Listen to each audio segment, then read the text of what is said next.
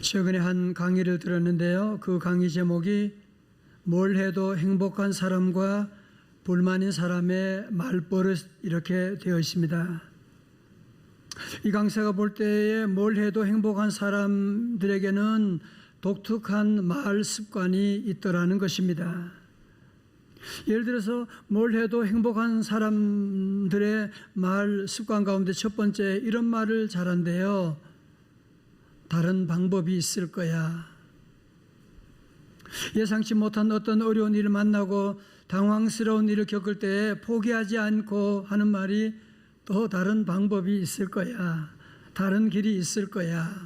이런 말을 자주 한다고 합니다. 또 뭘 해도 행복한 사람들이 잘 쓰는 말이 지금 힘든 시기지만 긍정적인 어떤 의미가 있을 거야. 지금 힘들지만 이것 가운데 긍정적인 어떤 의미가 있을 거야. 예를 들어서 코로나가 왔을 때 코로나를 가지 많은 힘든 일이 있지만 그럼에도 불구하고 이 코로나 때문에 우리에게 유익한 것도 많이 있었잖아 라고 하면서 그것을 찾아내는 것, 이것을 가지고 전문적인 용어로 긍정적 재평가다 그렇게 말하고 있습니다. 여러분, 또한 행복한 사람들은 이런 말도 자주 한대요. 이만하길 다행이네. 이만하길 다행이야. 이것을 관점 전환이라고 말하는데요. 아무리 절망적인 일을 만나도 이만하면 다행이야. 안 죽었으면 다행이야. 이런 말을 자주 한다고 그렇게 말합니다. 그런가 하면 반대로 뭘 해도 불만 불평이 많은 사람들에게 특징이 있는데 그것은 해석의 왜곡성입니다. 자, 여러분, 예를 들어서 회사에서 동료에게 커피를 한 잔 사주었어요. 그런데 해석의 왜곡성을 가진 사람은 어떻게 해석하느냐 하면 저 사람이 왜 갑자기 나에게 커피 사주는 거야? 무슨 저희가 있는 거야? 뭘 부탁하려고 저러는 거야?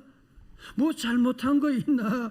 그러면서 이런 해석의 왜곡을 가진 사람은 상대방의 호의를 베풀고 잘해줘도 해석의 왜곡성이 작동되게 되면 말을 건네려고 하는 사람의 의도대로 파악하지 않고 자기의 해석 체계대로 해석해서 불만이 쌓이게 되고 의심이 쌓이게 되고, 여러분, 그러면 당연히 공감을 할 수가 없게 되고, 그러는 사람이 당연히 불행해지는 것은 당연한 결과가 아니겠습니까? 여러분, 사실 우리가 살면서 이런 해석의 왜곡성, 쉽게 말하면 오해를 할 때가 우리에게도 얼마나 많이 있습니까? 세상에 가장 큰 오해는 자신에 대한 오해잖아요. 내가 나를 잘 아는 것처럼 보이지만 나를 모르고 있는 우리의 모습들, 또 부모로서 자녀들에 대한 오해가 또 얼마나 많이 있어요. 우리 신앙인으로서 믿음 생활하면서 하나님에 대한 오해를 할 때가 참 얼마나 많이, 하나님 믿는다고 하면서도 해석의 왜곡성을 가지고 하나님의 사랑을 오해할 때가 참 많지 않습니까? 우리가 성경 말씀 보면서 참 우리와 좀 성정이 비슷하다라고 생각할 수 있는 사람이 아마도 야곱일 것입니다. 여러분, 야곱은 참 욕심이 많아요. 야곱은요, 자기의 목적을 달성하기 위해서는 수단 방법을 가리지 않는 그런 사람이에요. 그래서 야곱은 쌍둥이 가운데 두 번째로 태어났는데 늘 형의 장자권, 그게 부러워서 어느 날 형이 배고픈 가운데 집에 왔을 때 단팥죽을 가지고 형의 장자권을 사는, 아니 여러분, 무슨 장자권을 무슨 뭐 팥죽으로 사고 파는 그런 겁니까? 뿐만 아니라 그는 눈먼 아버지를 속여서 형인 채 하면서 복을 가로채는, 정말 수단과 방법을 가리지 않는 사람이에요. 여러분, 사실 야곱이 태어나기 전에 이미 어머니 리브가가 쌍둥이를 임신했을 때 하나님이 약속해 주셨거든요. 하나님 말씀 뭐예요? 창세기 25장 23절의 말씀 같이 읽어요. 시작. 여호와께서 그에게 이르시되 두 국민이 내 태중에 있구나. 두 민족이 내 복중에서부터 나누이리라. 이 족속이 저 족속보다 강하겠고 큰 자가 어린 자를 섬기리라 하셨더라. 아멘. 여러분, 이미 어머니를 통해서 하나님께서 말씀하셨으면 믿고 기다려야지. 믿고 기다리지 못하고 야곱은 인간적인 방법으로 복을 탈취하고 형을 속이고 눈먼 아버지에게 사기치고, 그리고는 받은 게 뭐예요? 복은커녕 아무런 복 하나 없고 이제는 형이 죽이려고 하니까 또한 형의 눈을 피해서 이제는 도망자로 길을 떠나게 되는. 자, 볼까요? 10절의 말씀. 야곱이 브엘세바에서 떠나 어디로? 하란으로 향하여 가더니. 여러분, 하란은 터키를 말하는 것입니다. 여러분, 지도를 보시게 되면 브엘세바에서 하란까지 거리가 얼마냐 하면 무려 900km 되는. 여러분, 비행기 타고 가도 지금 몇 시간 걸릴 텐데 걸어서 이곳을 간다고 하는 무슨 내비게이션이 있는 것도 아닌데 지도가 있는 것도 아닌데 한 달, 두 달 걸리는 엄청난 먼 길을 가게 되는. 아니, 축복받으려고 했는데 축복은 고사하고 이게 지금 뭐 하는 일입니까? 지금 생존까지 위협받는 고달픈 인생이 시작되게 된 것이거든요. 사는 성도 여러분, 우리도 정말 잘 살아보려고 했는데, 나도 정말 잘 살아보려고 투자했는데 그 결과가 엉뚱한 전혀 예상 밖의 결과가 올 때가 우리에게도 있고, 나도 정말 잘 믿어보려고 했는데 결과가 전혀 예상 밖의 결과가 우리에게 올 때도 많이 있지 않습니까? 야곱의 인생이 지금 생각과는 달리 꼬이고 있습니다. 자기를 죽이려고 하는 형이 뒤에 지금 따라오고 있죠. 앞에는 전혀 자기가 한 번도 가보지 못한 미지의 세계를 가면서 어떤 일이 닥칠지, 어떤 위험이 올지 전혀 알지 못하는 두려움이 그의 목을 조르고 있었던 것입니다. 야곱은 지금 혼자 떨어져 있다. 나는 이제는 가족도 떠났고 아무도 날 알지 못하는 외로운 곳에 와 있다라고 생각하고 있을 그때에 하나님께서 사닥다리 환상을 꿈을 통해서 뭐예요? 내가 너와 연결되어 있노라. 뿐만 아니라 사닥달 동안 천사들이 오르락내락하는 이 모습을 통해서 우리는 뭘 보게 됩니까? 십자가를 보게 되는 거잖아요. 여러분, 십자가라고 하는 것은 죄악된 땅과 하늘을 연결하는 다리이거든요. 십자가는 죄인을 구원으로 인도하는 다리이거든요. 아름다운 다리거든요. 야곱이 이제 이런 사닥다리 꿈을 통하여서 내가 혼자가 아니라 이제는 하나님과 연결되어 있는 이를 통해서 하나님께서 야곱에게 말씀합니다. 야곱아, 너는 홀로 떨어져 있는 것 아니야. 사닥다리를 통해서 너의 인생이 나와 연결되어 있어. 할렐루야. 여러분, 이 일을 통해서, 이 사건을 통해서 야곱이 앞에서 말씀드렸던 해석의 왜곡성이 깨어지는, 내가 생각할 때 내가 죄를 지었고 내가 나쁜 짓을 했고 하나님 떠났는데 하나님도 나 버렸을 거야. 그것이 아니고 도리어 하나님이 그의 삶 가운데 전폭적으로 간섭하시게 되는 그의 해석의 왜곡성이 산산조각나기 시작했던 것입니다. 할렐루야. 여러분, 지금 야곱은 자신의 생명을 지키기 위해서 약속의 땅에 도망한 상태고 아직 결혼도 하지 않았어요. 물론 자식도 없어요. 그런 야곱에게 우리 하나님은 놀라운 축복을 선포하는데요. 14절의 말씀, 우리도 이런 복을 받기를 원합니다. 그런 마음으로 같이 봉독합니다. 14절 다 같이요. 시작. 내 자손이 땅의 티끌같이 되어 네가 서쪽과 동쪽과 북쪽과 남쪽으로 퍼져나갈지며 땅의 모든 족속이 너와 내 자손으로 말미암아 복을 받으리라. 아멘.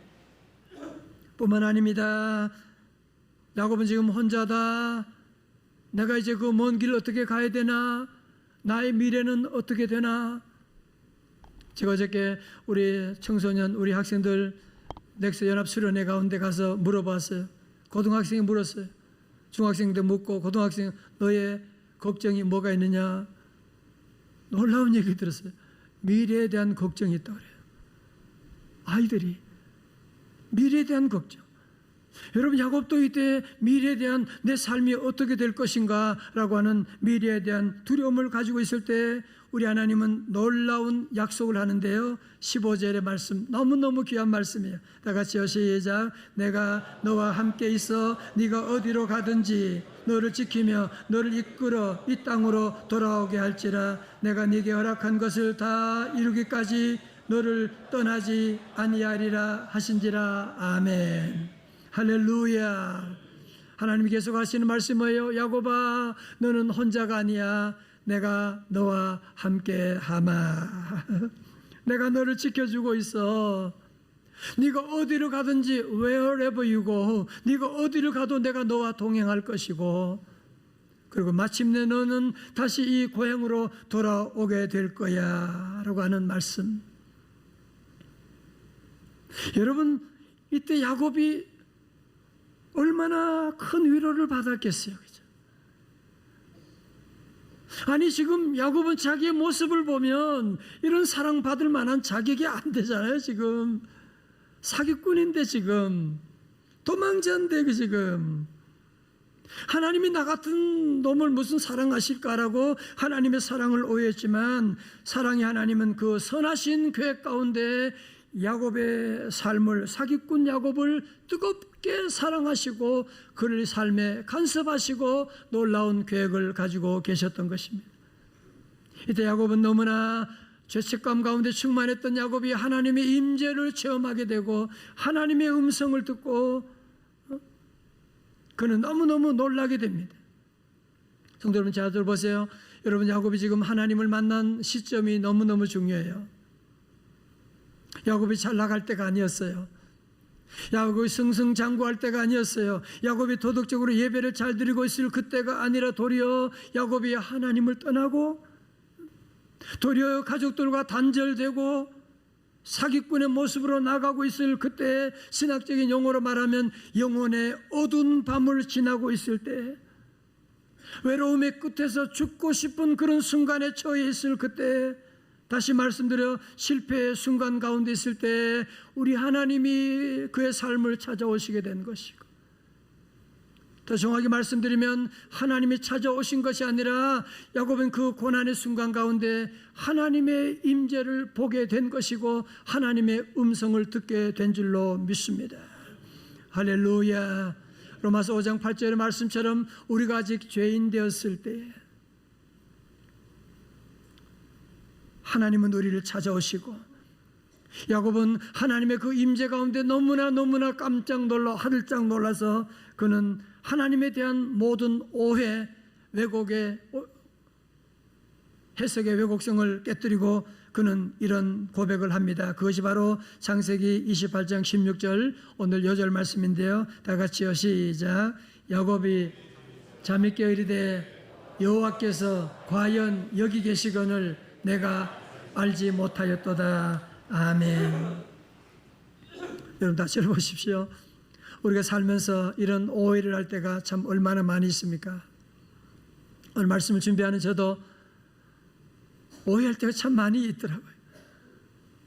제가 저 자신에 대한 오해도 너무 많이 하고, 아니 믿음 생활을 하면서도 하나님의 사랑에 대한, 우린 늘 자신을 보잖아요. 그죠?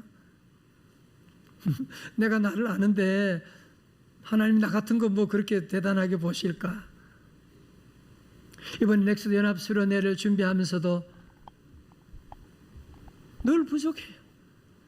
기도한다고 하면 많이 기도 모이지도 못하고 어떻게 하나 말이죠.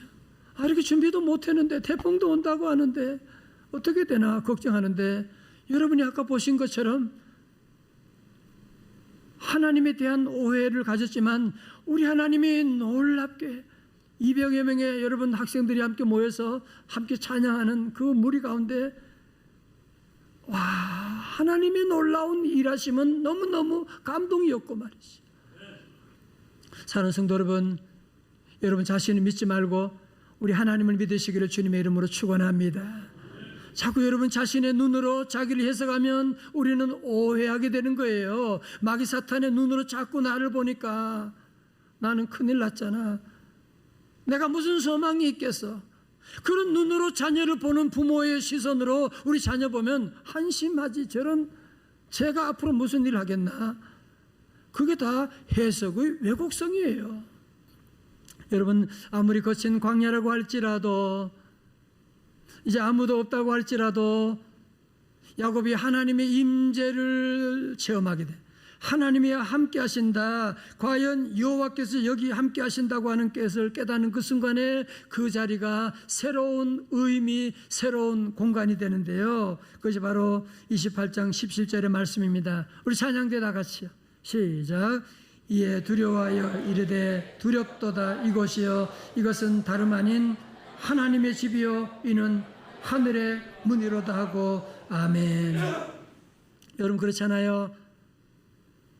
여러분 어디 설악산을 갔다 사랑하는 가족들과 함께 가면 그것이 새로운 의미를 주게 되고 그것이 우리의 삶에 오랫동안 기억에 남게 되는데 야곱도 비록 그곳은 황량한 곳이고 사막이고 돌밖에 없는 그곳이지만 하나님을 만나는 순간에 드디어 이곳이 뭐요? 하나님의 집 베델이 되는, 그래서 자고 있던 그 돌을 세워가지고 그 돌에 기름을 붓고 거기서 예배를 드리게 되고 베델이라고 부르고, 베델은 뜻이 뭐예요? 하나님의 집이다. 여러분 하나님에 대한 오해가 풀리게 되니까 그것이 새로운 공간이 되고 그것이 바로 하나님의 성전이 되고 하늘 문이 열리게 되는 줄로 믿습니다. 여러분의 직장도 마찬가지예요. 왜 하나님이 나를 이곳에 힘든데 나를 보냈을까? 그러나 과연 여호와께서 여기 계시거늘 하나님의 임재를 깨닫는 그 순간에 그래서 하나님이 나를 보내셨다고 하는 것을 깨달으면 여러분의 직장이 하나님의 전이 될 것이고, 왜 나를 이 집구석에 보냈을까? 아니에요. 여러분이 하나님의 임재를 깨닫게 되면 그래서 하나님이 나를 이곳에 보내셨구나.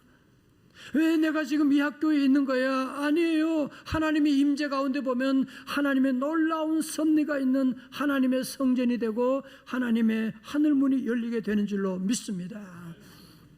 제가 앞에서 도배에서 말씀드렸던 뭘 해도 행복한 사람과 불만인 사람의 말버릇에서 불행한 사람의 말버릇 가운데 하나는 불신에 대한 신념을 가지고 있대요. 이제 불신에 대한 신념은 뭐냐? 다시 말해서 그건 뭐냐 하면은 맨날 하는 말이 세상에 아무도 믿을 사람 없어. 아무도 믿지 마. 자녀들에게도 세상에 누구도 믿지 마. 너 믿다가 당한다. 그런 얘기를 계속 하게 되는. 물론 믿을 수 없는 것도 많이 있지만 모든 것을 다 불신에 대한 신념을 가지고 다 믿지 못하고 살다 보면 가장 피해를 보는 사람은 누구냐? 나 자신이게 돼요. 그러면 공감할 수가 없게 되는 것이거든. 여러분 야곱은 어떤 고난 가운데 실수 가운데 있을지라도 그 놀라운 것을 깨닫게 돼서 뭐예요? 여호와께서 과연 여기 계시구나.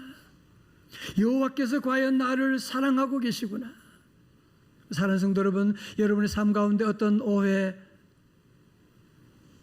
나 자신에 대한 오해, 가족에 대한 오해, 하나님에 대한 오해, 오늘 성령의 능력으로 다 풀리시기를 주님의 이름으로 축원합니다. 여러분 어디 있든지 내가 어떤 지난 주간에 여러분이 잘못된 일을 했다고 할지라도 그럼에도 불구하고 과연 여호와는 나를 사랑하시거늘. 아멘. 여러분의 집이 아무 누추하고 여러 가지 보잘것없는 집이라고 할지라도 우리 성도들은 여호와께서 과연 여기 계시늘 함께 하시거늘 놀라운 영적인 눈이 열리시기를 주님의 이름으로 축원합니다. 서강대 영문과 장영희 교수가 쓴 살아온 기적, 살아갈 기적이라고 하는 책이 있는데요. 이 책은 지금은 고인이 된 저자가 암 투병 중에 쓴 아주 맑고 아름다운 책으로, 그녀는 태어날 때부터 소아마비 장애를 가지고 태어났어요. 그런데 암까지 걸리는, 정말 하나님의 사랑을 오해하고 원망할 수도 있지만 그녀는 늘 고백하기를 병을 앓다 보니 기적이 아닌 날이 단 하루도 없네요. 아침에 눈을 뜨면 기적과 같은 하루가 주어졌음에 감사하고, 석양을 바라보면서 하루를 기적처럼 살아낸 것에 대하여 감사하고, 잠자리에 들 때면 하나님 내일 아침에도 제게 기적을 주실 줄로 믿고 감사드리고 늘 소망 가운데 살았다고 합니다. 1984년 여름 장 교수는 뉴욕 주립대학교에서 6년간의 유학생활 끝에 박사학위 논문을 거의 마무리 짓고 심사만을 남겨놓은 상태였습니다. 정말 2년 동안 죽을 고생을 해서 완성한 논문에 만족스러웠고, 심사를 얼마 안 남기고 LA에 있는 언니를 만나기 위해서 비행기를 탔어요. 짐을 줄이기 위해서 그동안 책상 위에 쌓아놓았던 논문 초고들을 과감하게 다 버리고 옷 몇 벌과 논문 최종본을 들고 떠났습니다. 이 당시 장 교수님은 컴퓨터를 사용하지 못하고 전동 타자기로 직접 타이핑을 했다고 합니다. 그리고 LA에서 다시 뉴욕으로 돌아왔을 때 숙소로 돌아가기 전에 마중 나온 친구 집에서 차 한잔 하자고 해서 그 집에 들어가서 차 한 잔을 다 마시기도 전에 밖에서 그 딸이 갑자기 소리 지르면서 방으로 들어오면서 큰일 났다고, 어떤 도둑놈이 들어와서 차의 트렁크를 열고서 장 교수님의 짐보따리를 다 가지고 가버리고 또 말았다는 거예요. 세상에 하나밖에 없는 박사학위 논문 초고를 다 가지고 가버리는, 어디에 저장되어 있지도 않은데 그 논문 어떻게 해야 됩니까? 장 교수는 식음을 전폐하고 사흘 밤낮을 꼬박 누워 있었다고 합니다. 여러분, 사실 이때야말로 하나님의 사랑을 오해할 수 있잖아. 하나님, 내가 믿는다고 했는데 장애를 가지고 딛고서 이렇게 논문을 썼는데 하나님이 어떻게 이런 일들을 허락하실 수가 있습니까? 그러나 5쯤 되었을 때 아침 한 줄기 햇살이 커튼 틈으로 스며든 것을 본 그녀는 다시 일어섰습니다. 그리고 가슴속 깊은 곳에서 이렇게 속삭이는 목소리가 들렸다고 합니다. 괜찮아, 다시 시작하면 되잖아, 다시 시작할 수 있어, 기껏해야 논문인데 뭐 그래, 살아있잖아, 다시 시작하면 되잖아. 그러고 나서 정확하게 1년 뒤에 논문을 끝냈습니다. 그녀는 논문 첫 장에 넣은 헌사를 이렇게 썼다고 합니다. 내게 생명을 주신 사랑하는 하나님과 부모님께 이 논문을 바칩니다. 그리고 내 논문 원고를 훔쳐가서 내 삶에서 가장 중요한 교훈, 다시 시작하는 법을 가르쳐준 도둑님에게도 감사합니다.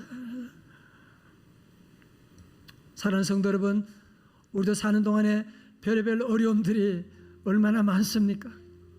또 우리도 실수할 때가 정말 얼마나 많이 있습니까?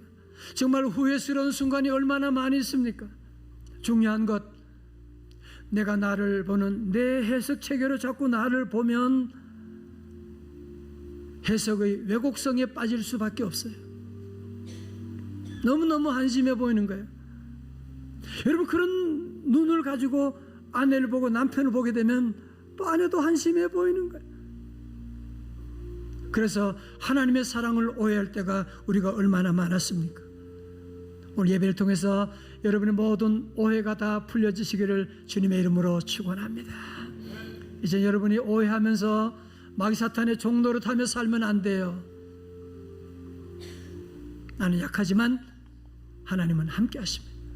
나는 실수해도 하나님은 나를 사랑하십니다. 내가 도망자지만 하나님은 내 곁에 계십니다. 여호와께서 과연 여기 계시거늘. 여러분, 직장생활 하면서도 늘 말씀을 기억하고 여호와께서 과연 여기 계신데 감사합니다. 여러분이 어려운 가운데 있다고 할지라도 여러분이 어디 있든지 여호와께서 과연 여기 계시거늘 이 놀라운 고백을 하면서 우리 모두 다시 한번 하나님의 임재 가운데 새로운 믿음에 출발하는 저와 여러분 다 되시기를 주님의 이름으로 축원합니다.